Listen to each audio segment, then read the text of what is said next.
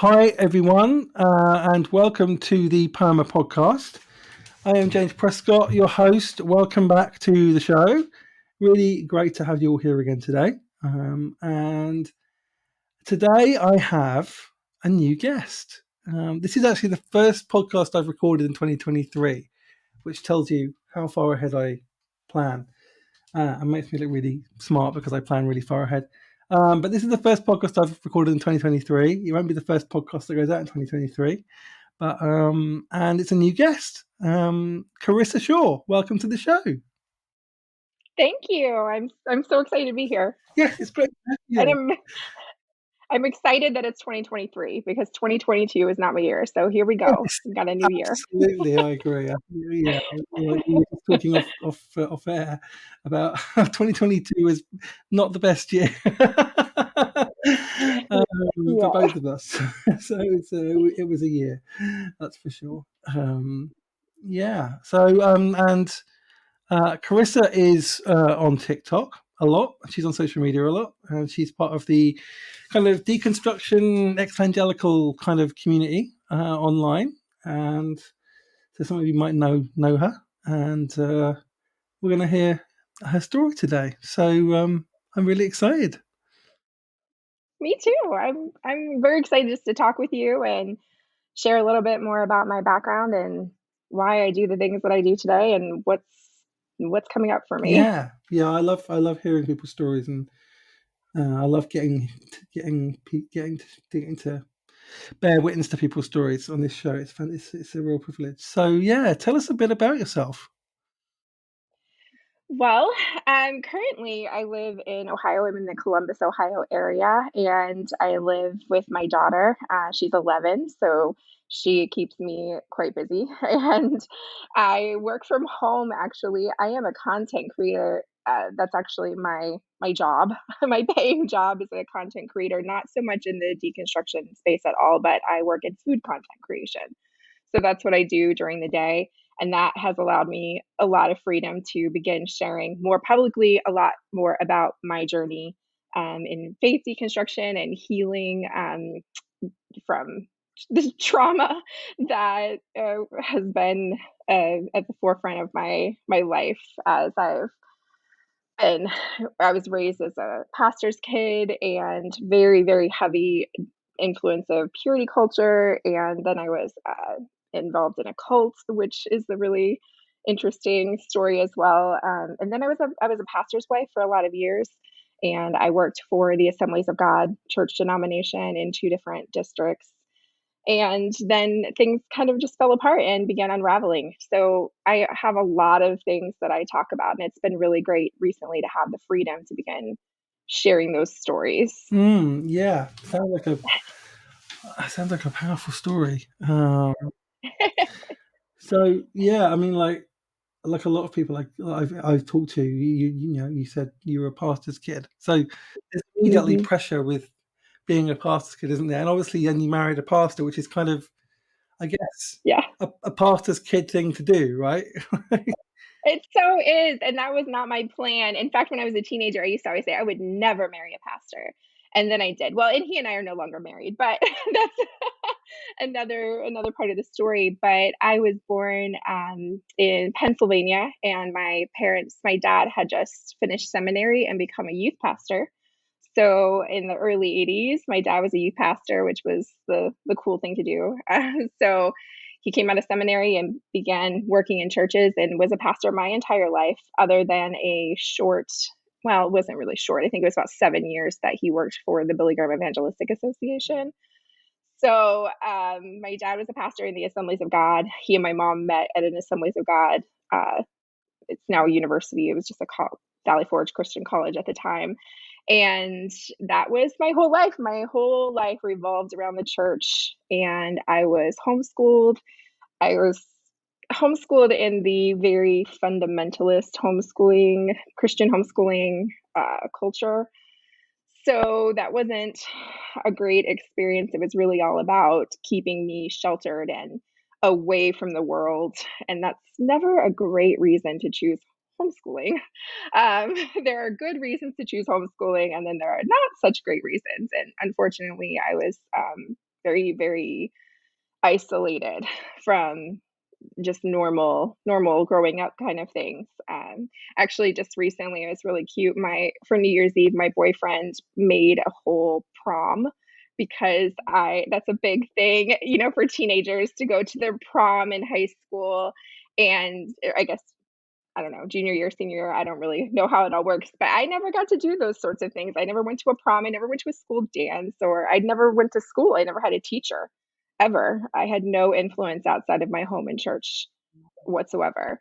So my boyfriend made a prom for me for New Year's, and that was our New Year's Eve celebration. It was the sweetest thing ever. But I missed out on all of the typical experiences, which I realize is not all positive. I talk with plenty of people who really struggled through school, through public school or private school, whatever their experience was not great for them either. So I understand that, but it was a really difficult thing for me to be so isolated. And so that was it. My life revolved around church and home, and that's all I had. So coming out of that, wouldn't have even known what direction to go. And because I was a girl being raised in a very, very conservative Christian, fundamentalist homeschooling environment, there wasn't really any consideration for me to go to college or university. It was kind of like, well, you're a girl, you just need to get married, and your husband will take care of you. So that was the pressure, was to get married. I wasn't even allowed to date, because it wasn't just purity culture. We had what was known as, I think it's still known as, the principle of courtship. So I wasn't allowed to actually date. I did secretly, but everything was controlled. Everything I did was controlled. And so I ended up going to an unaccredited ministry training school, which is what I call the cult now. It was called Master's Commission. And I went to a Master's Commission in Phoenix, Arizona, when I graduated high school. I say that very loosely because I don't have transcripts. I don't have a real diploma, but I finished homeschooling and then moved to Arizona, where I became a part of this ministry training school, which was absolutely a cult and extremely controlling. And it was more layers of spiritual abuse, layer just on top of what I had already experienced. But I was there for 3 years, and I met my ex-husband and just kind of went forward with the plan that had been set in front of me for my life, which was get married and just figure it out from there, because there was no real direction for me. And went into ministry, and we were well, he was a youth pastor for I want to say 10 years, and then a family life pastor. He did a lot of different things. And I went to work for the Assemblies of God. I worked for the denominational headquarters in the Pennsylvania Delaware district, and then later the Ohio district. And at a certain point, things just began to unravel. I think this happens for a lot of people, where something very painful happens in your life, and that begins to open the door to asking some questions. Yeah, absolutely. That's exactly yeah. my story. I mean, yeah, that's my story. Yeah. I mean, I don't know. Everyone who listens to this show probably knows my story a bit. That I had a bit of a childhood trauma. A couple of bad things happened to me, and then when I was 23, my mother died, and that was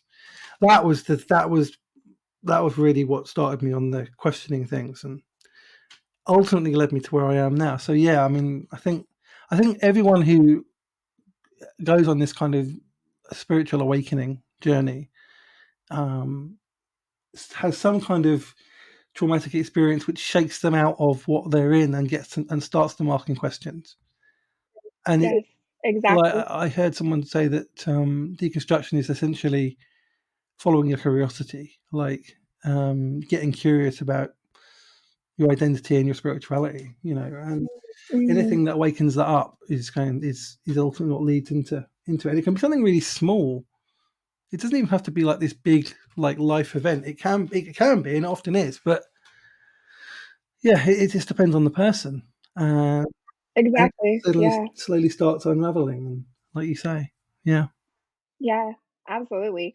And I wish it had been something simple for me. That would have been maybe a little Don't bit we all, right? a little bit more comfortable. Right. I wish I something had broken through to me and shaken me awake a little bit in a more gentle way, but it was not very gentle. I've talked about this on my TikTok. I experienced a miscarriage, and then following that, nearly died from infection, because of just some of it had to do with my own stubbornness as at that time a very pro-life person.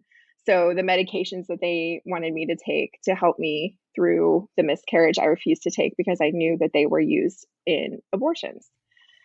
And so I ended up nearly dying from infection because of that. So that experience, and then right on the heels of that, some really difficult things happened in just in my marriage and ministry, and we ended up leaving ministry, lost everything, moved in with my parents at what, like 32 years old. It wasn't ideal at all, and my whole life was just felt like it was falling apart. And I began to take a look at why are things this way? What have I done? I thought I was doing the right things. I thought I was doing what I was told I should do, and I thought I was being faithful. So, where is God in the middle of all of this? I was told if I followed this plan that I've been very carefully being a good girl my whole life, I was told that things would work out for me, and it's not working out. In fact, it's absolutely horrible. So that did open me up to begin questioning and looking into things that I believed. And I wish it had been a gentler process in the beginning, but it wasn't for me. And that's okay. That's the journey. That was the journey for me. But as I started looking, I began to find really interesting things online and podcasts. So I found the liturgist podcast at the Oh, yeah, time was a yeah, big yeah, yeah, yeah. that was huge for me. This was 2014, I wanna say, so that was Wow. in its heyday. Yeah, Yeah, absolutely. Yeah. and, began reading. I was already sort of reading a little bit, a lot of Rachel Held Evans' work, and really began to dive into everything that she was writing, and any podcast she was on, I was listening. Sarah Bessey Oh, yeah. and, Yeah. all these amazing people, and all of that just began to unlock my brain and so many things. I was like, "Yes, this is exactly what I've been experiencing." Someone else that was a huge part of it too, is I don't think I ever felt safe to ask any questions because I would have been completely alone. I didn't know who else might be asking the same questions or struggling through the same things, and so to finally start hearing other people expressing the things that I had been thinking was amazing, actually. It was exciting, and I felt alive and so hungry for knowledge.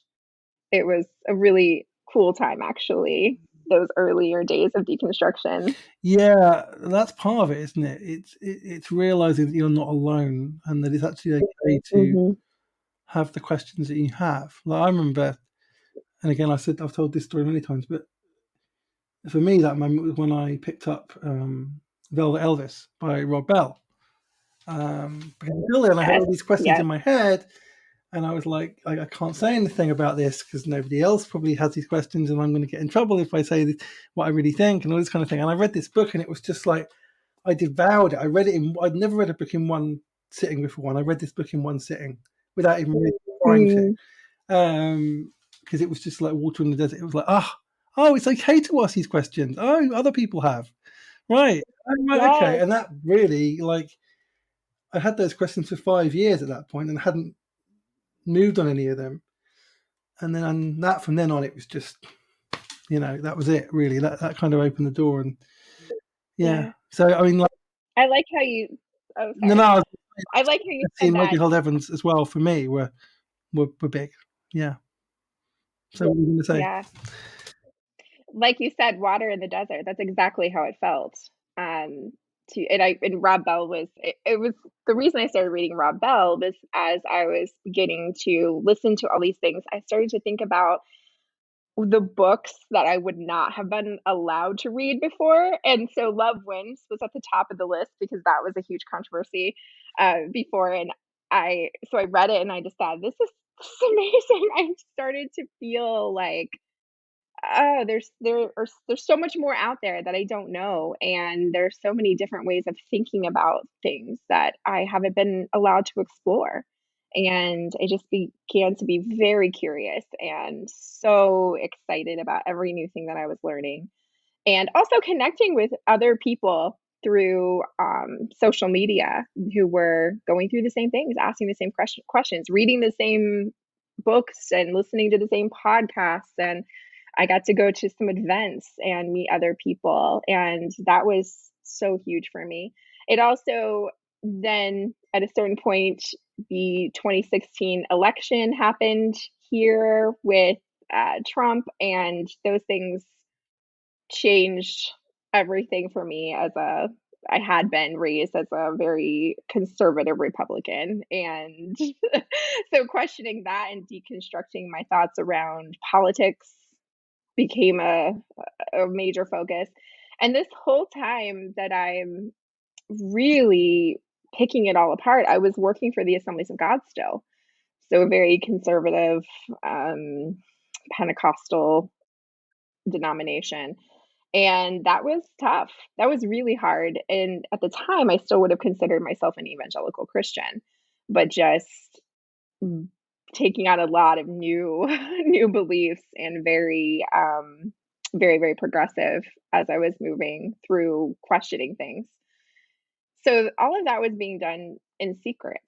And that's actually why I even started my Twitter account that I have now, where I just tweet all sorts of random thoughts. But I needed a place to process in a public way with other people, but where no one else was paying attention. And so I didn't know a lot of people on Twitter at the time, and I felt like that was a good space. And it was a great place. I think it was probably 2017, early 2017, when I began um, tweeting some of my journey and experience. And that was a really helpful way to connect with other people, which that is incredibly important on the journey, because it does feel so lonely and you're so excited about all these new things you're learning, and you want to have people to process that with. So Twitter was a great place for me to do that for quite some time. So as that eventually I had to stop working for the Assemblies of God. There were too many places where my values did not line up with the work that we were doing and the things that were, being required, I guess. And so at a certain point, something happened that I strongly disagreed with, that had to do with the exclusion of LGBTQ people specifically.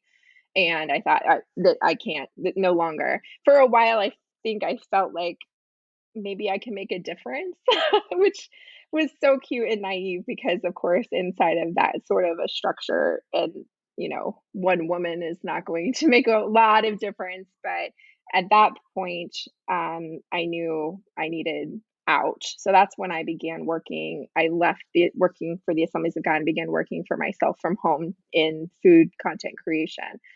And that began to also allow me to speak out more and to say more and do more online, especially.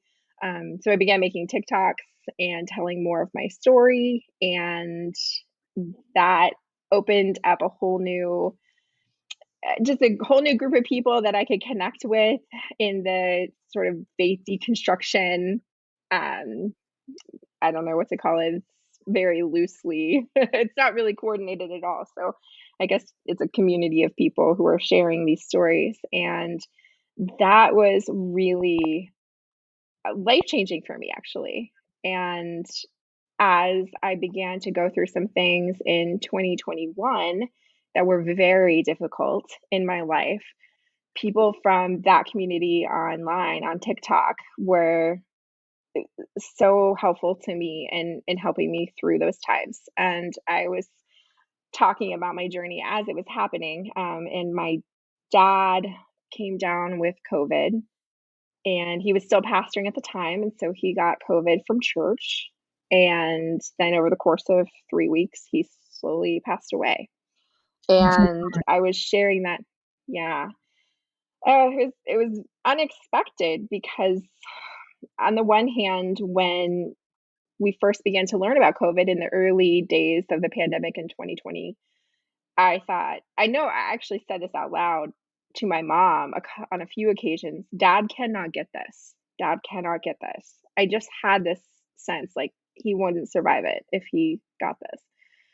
But we can only do so much, and my parents did not, do what they should have done, in spite of my continual begging them to get vaccinated and be careful. And my dad was careful in the sense that he would wear a mask and those sorts of things. But when it comes down to it, I couldn't protect my parents, and that is hard. That's really hard to think about. So both of my parents ended up with COVID from church, and my mom recovered well, but my dad did not. And he passed away. This sounds strange to say we were lucky to be with him, but so many people couldn't be with their loved ones that it felt like we were lucky. My mom and my brother and I. My brother doesn't live in the same state, but he had traveled to be with us, and we sat on the floor basically of a COVID ICU unit that we were not supposed to be in, but the nurses showed mercy and made sure we were able to get in there. And the three of us just sat there for about 48 hours, and then he passed.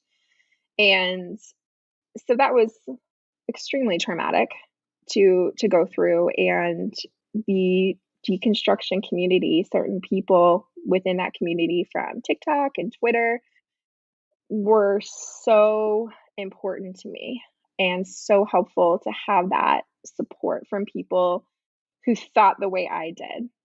Everyone else in my life, of course, um, I'm being raised charismatic Pentecostal. There was a lot of prophesying and texting me prophecies about my dad being healed, and a lot of weirdness, a lot of strange stuff. Even at my dad's funeral, there was just a lot of wild things going on. So having people outside of that weirdness who were sending me messages of encouragement that weren't religious or weren't just super out there, that was so good to have that. I really, and some, these people, a lot of them were strangers that I had never met. Not all of them. Some of these people were friends in my actual real life as well, but some of them I had never met. And that was wonderful. I love the communities that we create online because otherwise it can be so lonely and isolating, and we go through these hard times. We really need each other. yeah, So but yeah. again, I'm so sorry that for your loss. That's a horrible thing to go through. I know. I mean, I Hmm. know what it's like to lose a parent. It's just one of the worst things. You can't explain it really, and to somebody who's not been through it, Exactly. it's a unique kind of grief and trauma. Yeah, Hmm. but in terms of like the community, I like my dad has been very ill in the last month, and we thought we were going to lose him at one point, and I had the same experience with a lot of that community online, like just people texting me, people messaging me, people supporting me, people people kind of helping out financially, and just getting food and things for me. Like I didn't, they don't have to worry about it, and all of that kind of thing. It was the support from that community was really important to me getting through that. I mean, he made it. He survived, and he's okay now. But yeah, so I completely resonate with that because there is a community of people who are, and I don't want to call it a deconstructing community, but it's people who are kind of on this journey, Yeah. all at different points in the journey, all having slightly different experiences of the journey, but also all Hmm. kind of moving in the same direction, in a similar direction, and just Yeah. supporting each other and meeting each other where we are, and that's a healthy thing to have. I Yes. think one of the things about what people call deconstruction is unlearning how we have been taught to do community, and relearning community in a healthy way, which is different. And that's one of the most challenging things I think about that process, about this process, is like realizing that the hierarchical kind of ways we've done community and the ways that we've had discipline in community and all of those kind of things are not, with shame and guilt and all that kind of thing, are not actually healthy for our humanity, and that we need to find new ways of doing all of that.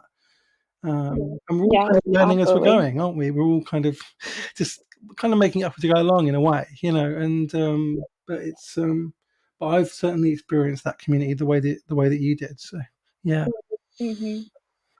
I think it's been a reoccurring theme ever since sort of the beginning of my journey, with unlearning and relearning. Often people will ask the question of, where are you finding friends? How do you find people who think the same way, or at least are open? Because when you're coming out of church and so much of your social life has been wrapped up in church, and suddenly you don't have that, because when your belief system changes, you lose everyone, or most everyone. And that was certainly my experience. And so many people have the same experience, where one moment you're in and the next moment you have no one. And that is so upending. And so this question comes up all the time in different groups and discussion threads, where people are saying, where do you find friends? I don't know how to make friends as an adult.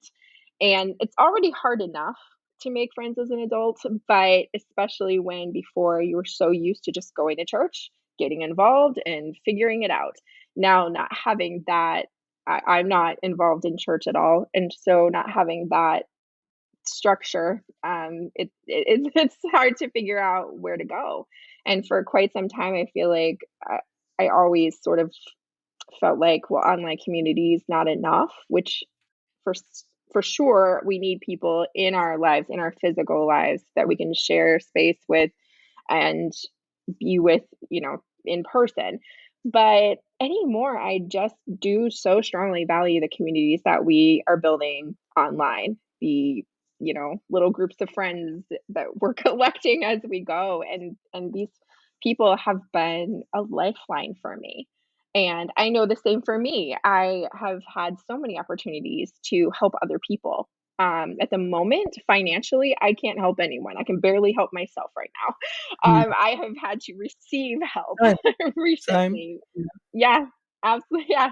And that has been a new thing for me, but that's where I'm at right now. So I receive gratefully. But normally in the past, I've been able to help other people and help other friends, and not just financially, but with emotional support.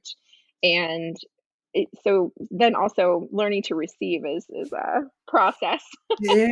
But Yeah. it's important to be able to give and receive in these relationships. So these online friendships that we are, in communities that we're creating, are very real and very important. Yeah, absolutely agree. Yeah.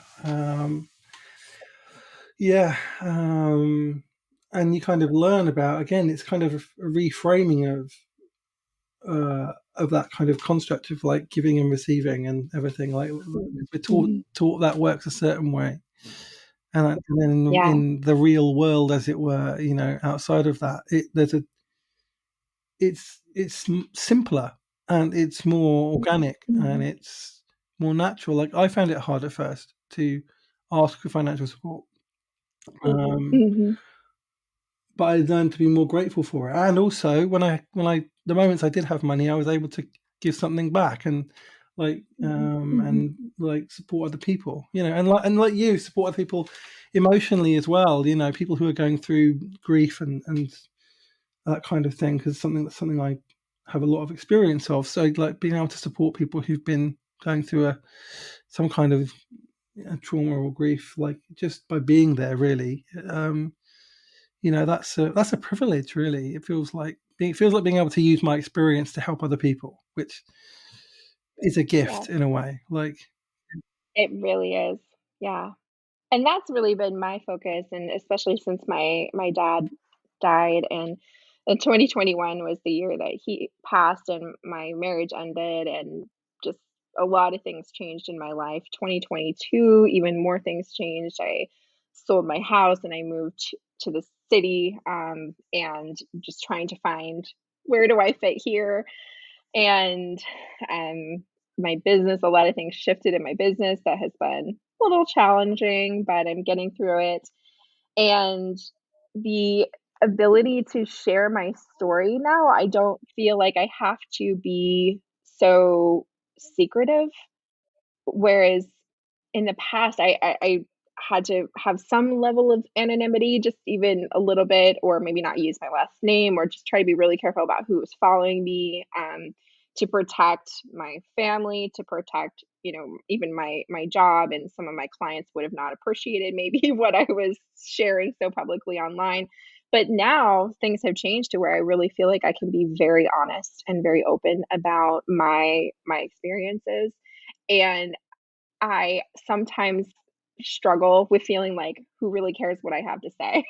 Why why does my voice matter at all? And then when I'm feeling that way, to get messages that I get from people who are saying, "I completely understood what you said, and I felt so seen. I felt so understood because this is my experience as well, and I don't hear other people sharing this." So people will reach out to me and trust me, which I feel so honored being trusted with people's very painful stories. And when that happens, I realize, no, this is very important. Sharing my story, my story is unique, and it is actually helpful to people because other people will hear things and resonate with certain parts of my story and feel validated in their journey, and that is really important. And so it's been hard this last 18 months because I've lost my whole support system. Everything is very different. I'm very much out there on my own financially, and um, after so much of my life being trained to be dependent on other people, specifically dependent on a man, to take care of me, to just be completely on my own for the first time and making my own decisions is really exciting, but it's also terrifying. And I've made some decisions that I think I should have maybe not gone that direction, but it's mine for the first time. My life is mine, and that is exciting. And yeah, it's quite overwhelming at times, and sometimes it feels like I wanna just run and hide, and other times I feel so proud of what I'm doing and creating my life the way that I want it for the first time ever, and talking about that and sharing that journey publicly. I'm just proud. I'm really proud of what I'm doing, and happy to have been able to connect with so many amazing people along the way. Yeah, absolutely. And I've followed your TikToks for a while, and it's you are really vulnerable and in those videos, and you share a lot, and it's very authentic. And Mhm. I think people need that. Need I think they resonate and connect with vulnerability and authenticity and Mhm. stuff, and Yeah, that's what I see when I see your TikToks for sure. yeah. Um, I think so, which is sometimes kind of scary. Quite often, I'll make TikToks and wanna delete it immediately and think, "That was dumb. Why did I say all of that? That was a little too much." And sometimes truly people don't see it. There are some people who are suspicious of me. I've had some difficult experiences too, where people have seen that authenticity and not really thought it was real. But it is very, very real, very real. And so sometimes that can be frightening, but it just is what it is. I actually have worked in social media management quite a bit, and I develop websites and work in, influencer marketing. I hate using those words, but I that's what I do. And content creation, that is what I do. So I could absolutely build a brand around myself and parts of my story. And I have intentionally not done that.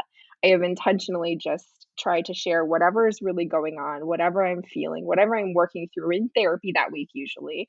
And just being really, as you said, authentic with my story. And that I think has been why that's one reason that I have been able to connect with so many people online and make friends and, hear from people who are feeling, validated by hearing my story in the ways that it is similar to theirs. But yeah, at times I'm like, "Oh, I think oversharing is my spiritual gift." Yeah, that's a yeah. I do that on Twitter a lot. I think I'm quite Yeah. vulnerable on Twitter. I have been guilty of oversharing sometimes for sure, but Yeah. it can be cathartic. I mean, Mhm. Yes. what have you found? How do you think? How has the process of making these videos and being vulnerable and online? How has that affected you in your journey and transformed you? Oh, oh, wow. In so many ways.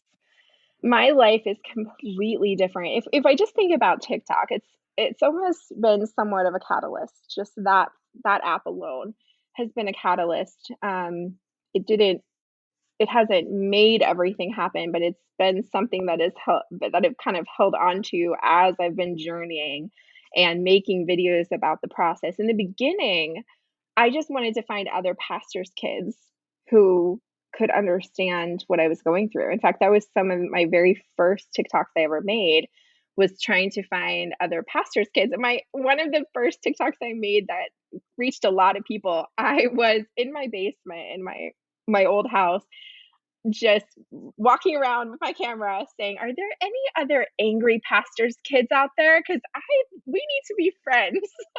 Are there any other pastors' kids who really want nothing to do with it anymore? I think we need to find each other."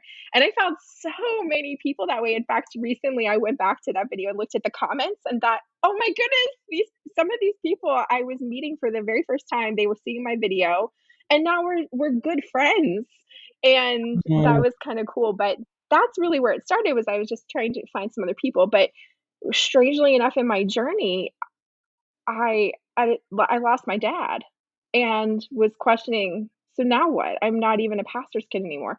This title that I so despised for most of my life, I don't even have that anymore. I lost my dad and I don't know who am I? This was a huge part of my identity and I don't really even know where I fit anymore. And processing through that in real time was very cathartic. It was it was helpful. It was a place for me to release some of this and talk about things that were really hard and get feedback and support in that moment. So it has been extremely helpful and my whole life has changed so much. And I actually even, my boyfriend, we met on TikTok. He was just saying last night how yeah, he was just saying how last night, um, he was just saying something funny, like, he was smiling really big, and he was like, "I'm just so happy, and it's just really weird, like, I saw your face on this app, and now here you are." And I was like, "Well, yeah, like, a year later," but, that is kind of how it happened. But I've made some other really wonderful friends, and I think that I don't really know that everything would have happened in my life the way that it did without that social media app and the connections that I was able to make that way. But at this point now, I'm able to be so much more open and honest and um, just continuing on on the journey. It's never ending. There's always something new to be absolutely, yeah. processing. That's the thing. There's no destination on this journey. It's just you just keep Mhm. going. You keep asking questions. You keep learning and unlearning and relearning um, and waking up, and it just keeps Yes. going. And you don't know where it's going. And that's one of the exciting things for me. It's like it's one of the things that Mhm. one of the reasons I keep going is because I don't know where it's going, and I'm excited to see where it goes next. Yes, that's exactly how I feel, and that's how I feel coming into this new year, last year being so horrible, 2021 being horrific as well. This new year, I'm kind of pulling myself back together, and I'm looking at these communities online that have supported me, and even towards the end of this last year, people on TikTok I made a couple of very vulnerable videos talking about where I was at. I was extremely depressed during the month of December and not working as much as I needed to because I could barely get out of bed. And I was struggling, really struggling. And some people that I've never even met helped me out. And wow, like that kind of love and care for people that, I don't know them necessarily. We're not in each other's lives, but they just cared that much that they were like, "Hey, let me help you out." It blew my mind. I am not used to that, even that sort of support even from church. If you needed help in church and asked for help, there would be like an application process and all sorts of things Yeah, they put you yeah, through. But just to be able yeah, and just to be able to go to a group of people and just say, "I'm struggling and I can't pay my bills right now, and that's making it worse." And people were just like, "Well, oh, we can help. Let me just send you a little bit here, a little bit there." That sort of community support was something I wasn't quite used to, and it energized me in a big way. It didn't just help meet my physical needs at that moment, but just energized me emotionally to then take a look and think, "Okay, what I actually do have a lot to offer. What can I offer this community?" And looking at all of the experiences that I've had and all of the things that I've learned over the years, especially recent years of this quote unquote deconstruction that I've been going through, I have learned so much that is valuable, and believing that my voice does matter and that what I have to say will make an impact for the positive on people. So that support from people that I mostly don't know energized me to think, what can I offer now? What can I give back? And I've been thinking about that a lot in the aspect of purity culture specifically.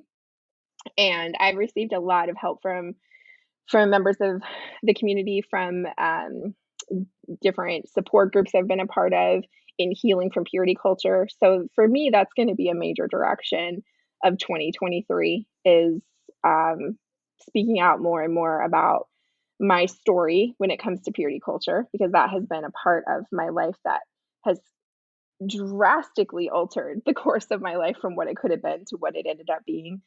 And it's something that people of all genders are still processing through. It impacts everybody in various ways. So yeah, I'm just really excited for what's coming, and the the energy is building. yeah. I'm excited. I'm excited for what's coming as well. I look forward to it. Mhm. So just to like finish, like, what's I know this is going to be a difficult question to answer, but what's the biggest lesson that you've learned that you want other people to know? Oh my. You're right. That is a difficult question because there's so many things. I actually do though. I want to go back to what I was just saying a little bit about myself and struggling with feeling like, does anything I have to say matters? Because I have been learning myself, and what I would hope that other people would hear from me is that our voices do matter. Your story, anyone listening, your story, your experiences, your perspective, it matters so much. And not everyone is going to speak or write or, put things out in the same way, but it it does matter so much that we're able to um direct our own lives and not just be in the driver's seat like I felt like or in the passenger seat, excuse me, like I felt like I was for so long, but to take control and to speak when you want to speak, or be able to share your story with other people in a personal way.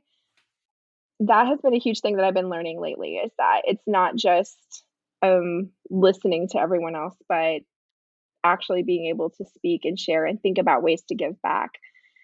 That's been a big lesson for me lately, is that yes, my voice matters. Everyone's voice matters in whatever way that people choose to share that voice, whether it be online, like some of us are doing, or on a podcast, or if it's in your daily life encouraging people around you and not being afraid to speak up for yourself. That has been a big thing that I realized in this last year, that there were times that I was reaching out for other people to speak up for me, and then thinking later, why didn't I just speak up for myself? Like, I could have said, "Hey, no, this thing isn't okay with me, or this thing crosses my boundaries. Please stop." But I was too afraid to do that because I was just so afraid to even use my voice to just say, "Hey, this isn't okay with me. Please stop this." Instead, hoping someone else would speak for me. And so I personally am committing myself to working on that and knowing that my voice matters. And if something is good that I want to share, I have every right to do that.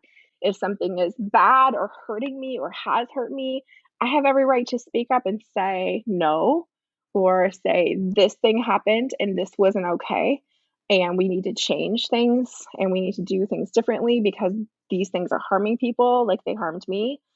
But just to feel like, yeah, I'm allowed to do that. That's been the biggest lesson that I've Mm. learned in the last 18 months is, yes, I'm allowed to do that. I'm allowed to speak up.